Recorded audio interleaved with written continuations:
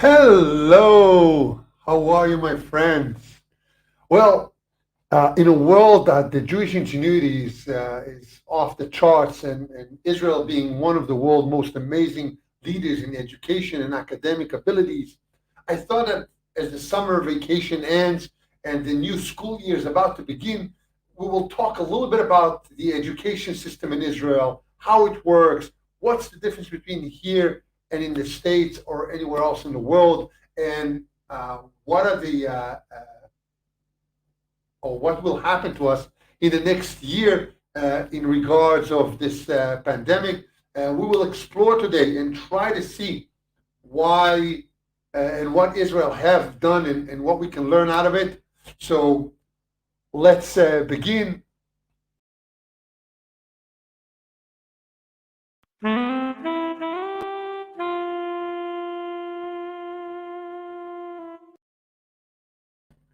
Hey, it's Ron Sinai. I've been involved in the Israeli tourism industry for the last 3 decades.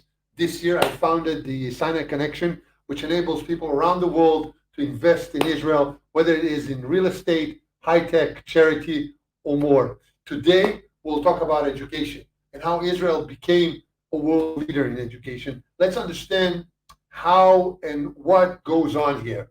Okay, so I do want to start at the beginning because it's always the best way to start things. I think that if I'll start at the establishment of the State of Israel, that will be a little bit after the beginning. Education and Jewish life have always went together, mainly because that was the only way that the Jewish people around the world could found a head start above the environment, since they could not own land. Hence, whatever I can do with whatever God gave me to begin with, and that will be education, will be more important than raising my kid knowing how to farm. I don't know what, because I just don't have it. So education was always on a higher levels. And the interesting thing that in 1948, as the state of Israel was established, one of the first laws that were accepted in the country was the law about a mandatory education law. At the beginning, it was only until the age of 13, between the age of 5 till the age of 13.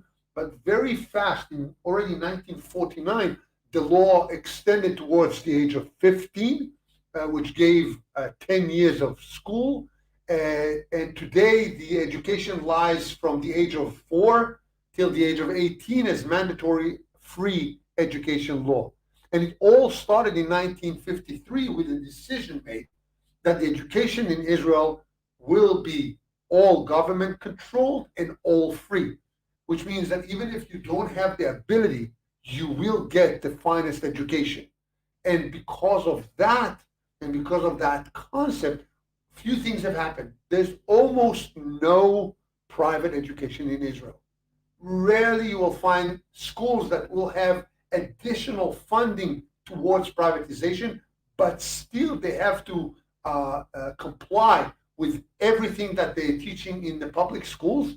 Hence, that's the main way to study in the country. Within the education system in Israel, I can divide it into kind of three main sections. One will be the secular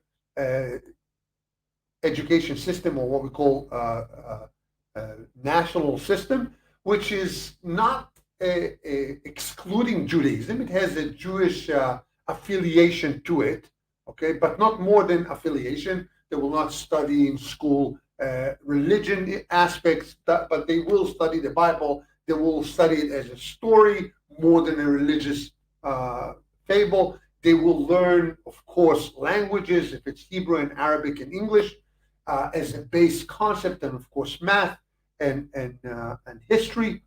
At the majority of the population in Israel going to this type of education, which gives the ability to learn the cultural Jewish heritage, plus education issues that deals with world education and knowledge required to continue in further education as you go beyond elementary and high school.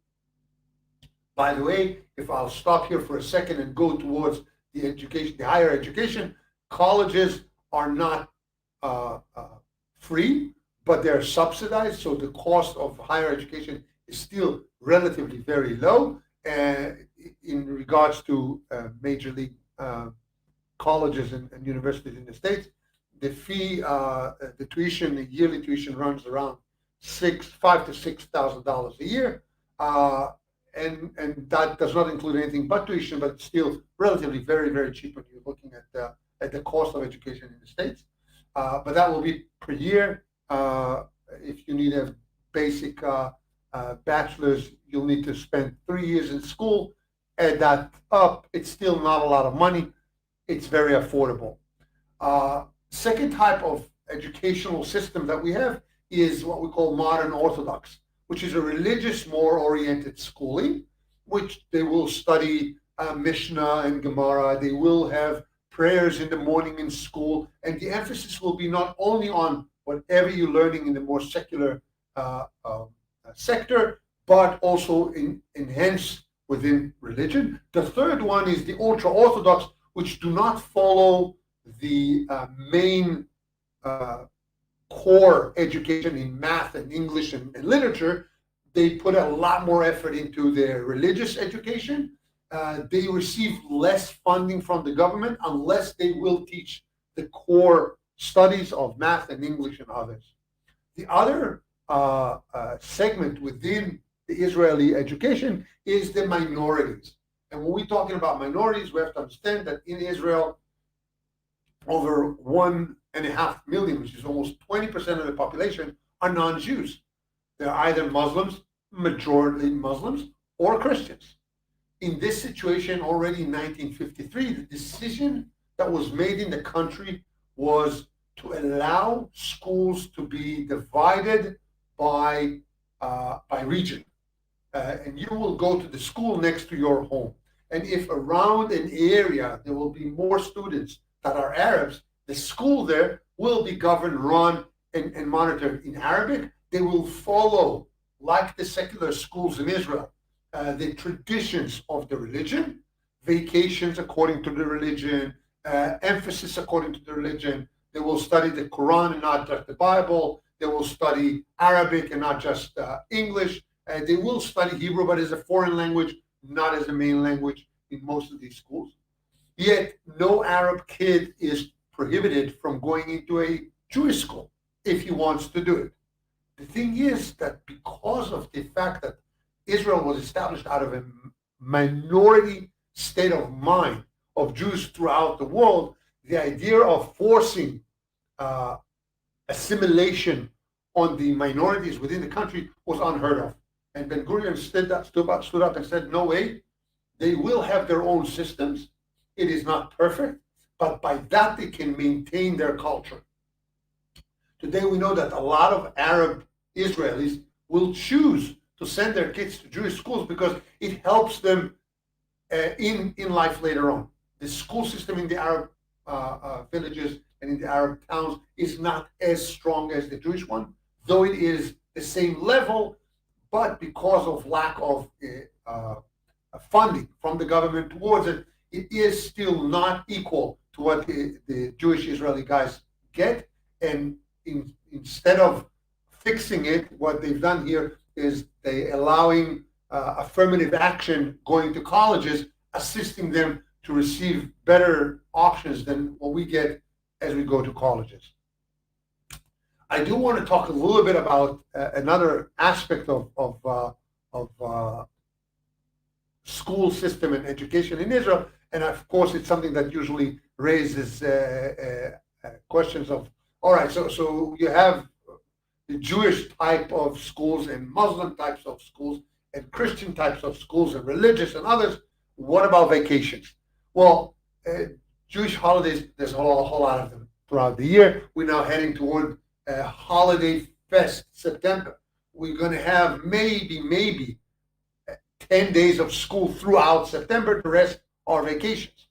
If you refer to a vacation like Rosh Hashanah as a day of vacation, here it's 2 days since it's coming in the middle of the week. They're going to bridge in the front or in the back. Yom Kippur will have a 2 days vacation, a day on the eve of Yom Kippur and Yom Kippur itself. In Sukkot, it's 7 days of vacation. Well, 8 because there's a day of the holiday before and the other. And throughout Sukkot, same with Hanukkah. It's 8 days. It's not one day. It's 8 days of vacation. So most holidays will be concluded. There's a whole lot of vacations. Muslims will have the Muslim vacations within the school system. Plus, they will have spring vacation. And of course, like we have the 2 months of summer vacation between July or the end of June till the September 1st, which is the day that schools begin. Colleges, by the way, starts in October, understanding that the whole idea of going to school for 10 days doesn't make any sense, and they're starting in mid-October. We don't really have spring vacation for those who ask, but we do have Passover, which is about 3 weeks of vacation. They give the kids 2 weeks before Passover, another week of Passover, adds up to about 3 weeks of spring break that we have around here. So that's a little brief of the education system in Israel. I did wanted to talk a little bit, and I will give a few more minutes about it, is what's going on today. With everything that goes on in the last year, we have to understand that things have changed. With this pandemic, we saw it around the world. Kids were not going to schools. Kids were studying remote studies through Zoom's classes and others. I can share my experience with this year with a kid sitting in front of a square and trying to make something out of these days because going to school was impossible. This one got sick, the whole school was off. This one got sick, another class was off. And since kids, especially where I live, we use school buses to get to school, it's enough that one was sick and the entire school will be off for the next 2 weeks until they'll figure out what to do with it. We don't know what will happen today. We really don't know how the year is going to start on September 1st. We have no clue. One of the things that trying to happen is, I don't know, I'll try and portray a couple of scenarios that I can see in my eyes. My biggest hope and my heart is yearning towards, let's see the Minister of Education standing up and saying, you know what, guys, your kids, you're not an issue here. You're not going to get sick anyway. Let's go to normal. Nah, I doubt it's going to happen. But this is my dream. This is what I'm hoping for. I wish that will happen. Whomever is in risk in this country, and Israel is in the forefront of vaccination. We have a little over 95% vaccinated people over the ages of 60, which is the actual where the COVID is attacking and can cause crucial damage. On kids in the ages of 3 and up, it's not really an issue if they get sick. Yes, they can be susceptible to transfer the disease, but as long as the adults are being kept safe, I don't see a reason to hold those kids back. Another option that comes up right now is kind of a forced vaccination for everybody from the age of 3. Okay, this is something that is happening. Whether it's going to be a forceful legal action that will have to be taken in order to do it, or just saying that if you're not going to be vaccinated, you're going to be excommunicated from school, from your friends, from whatever, and the pressure will come from the kids. Now they're passing a law that they'll be able to vaccinate in schools, which puts the parents out of the question and out of the control of what's happening with their kids, and social pressure might cause issues here. It's the scariest option in my eyes, but it's there on the table. Another option is to go back to what was in the last year and a half, Zoom classes, social distances. Sad, but it's the least evil out there. I really don't know what is going to be the outcome of this situation. But I do want us all to pray for sanity to go back and for the normal way of life to return to our realm, and especially to those kids who are so excited. I can tell you that I have a kid who's going to go to the first grade, and he is so excited about the fact that he's going to school, that it's heart-filling, and I really love it. So with this positive notion, right before concluding, I would like to invite you to visit our website at www.sinaiconnection.com. Please come in. It's a place that will give you the ability to stay in touch with the country throughout the year, whether you can come here or not. I would love to be in touch with you. If anything you want to do, anything, any dream you want to fulfill that has to do with Israel, we're here for you. See you on the next live broadcast. And in the meantime, let's stay connected. Have a great day.